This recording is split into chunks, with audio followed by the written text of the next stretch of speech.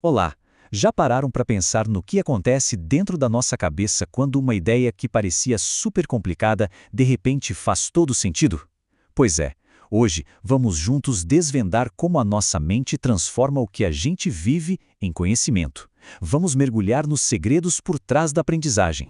Sabe aquele momento, aquele estalo, a hora em que a ficha cai e a confusão simplesmente desaparece? Tudo se encaixa. Mas o que é que acontece lá dentro do cérebro nesse exato instante? É justamente isso que vamos explorar agora, olhando para a biologia por trás desses momentos de clareza. Bom, para entender como a gente aprende, primeiro precisamos conhecer as peças que formam o nosso cérebro. É tipo olhar para os tijolos e para a argamassa antes de admirar o prédio pronto, sabe? Então vamos começar pelo básico, pelos elementos essenciais. Este aqui é o neurónio. Ele é o grande mensageiro do nosso cérebro. Podemos pensar nele como o tijolo fundamental da nossa mente. É ele que recebe e envia informações, construindo a base de tudo o que a gente pensa, sente e aprende. Ok, se os neurônios são os tijolos, a sinapse é a argamassa que conecta tudo. Só que, atenção, não é uma simples cola. A sinapse é um ponto de controlo super dinâmico, onde os sinais podem ser fortalecidos, enfraquecidos ou até mesmo alterados. É aqui que a verdadeira mágica da aprendizagem acontece. Isso nos leva a um conceito incrível, a plasticidade. Imaginem abrir um caminho numa floresta. No começo é super difícil, mas quanto mais usamos esse caminho, mais ele fica largo e fácil de percorrer. O nosso cérebro funciona de uma forma muito parecida. Cada nova coisa que aprendemos fortalece essas conexões. É por isso que as crianças, com seus cérebros superplásticos, parecem umas esponjas, absorvendo tudo tão rápido. Agora que já conhecemos os blocos de construção, vamos ver como eles se juntam para criar coisas extraordinárias, como a nossa memória e a nossa capacidade de falar. Como é que simples conexões entre neurónios nos permitem lembrar do passado e comunicar ideias complexas? Uma das distinções mais importantes que a gente precisa fazer é entre a memória de curto e a de longo prazo.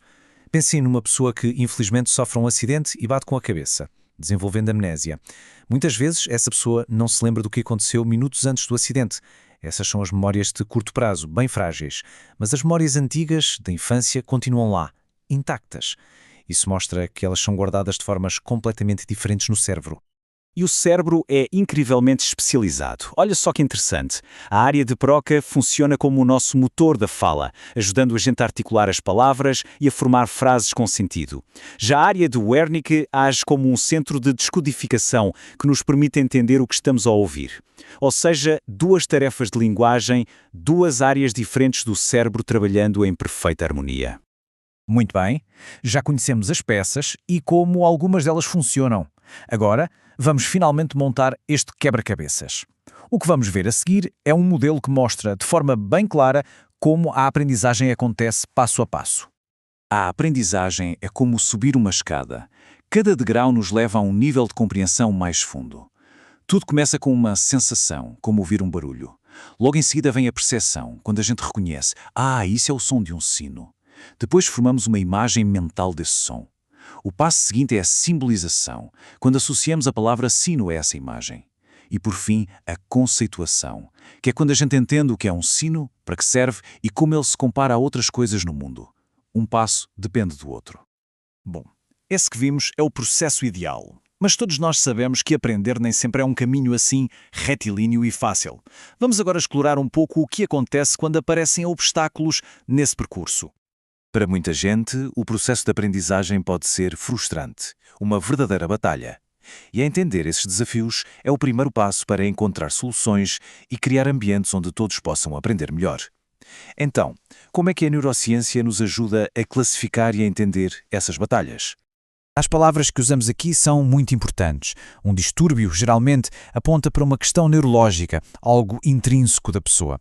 Um transtorno, por sua vez, é um conjunto de sintomas que os médicos conseguem reconhecer e diagnosticar.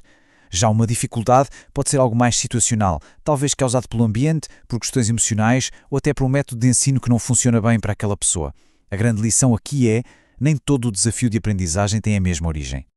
E isso nos leva a uma mudança de perspectiva que é fundamental. Em vez de procurar o problema apenas dentro da pessoa, a visão mais moderna, como diz aqui a citação de Scuse, defende uma abordagem multidimensional.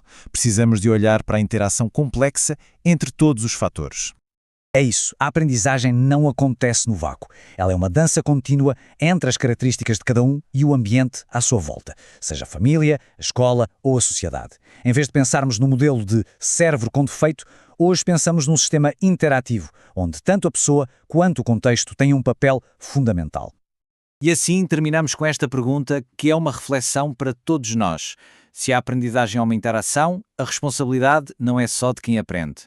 A questão que fica é: como é que nós, como educadores, pais, amigos e membros da sociedade, podemos criar ecossistemas que se adaptem e apoiem a diversidade de mentes que existe, permitindo que cada uma delas alcance o seu máximo potencial?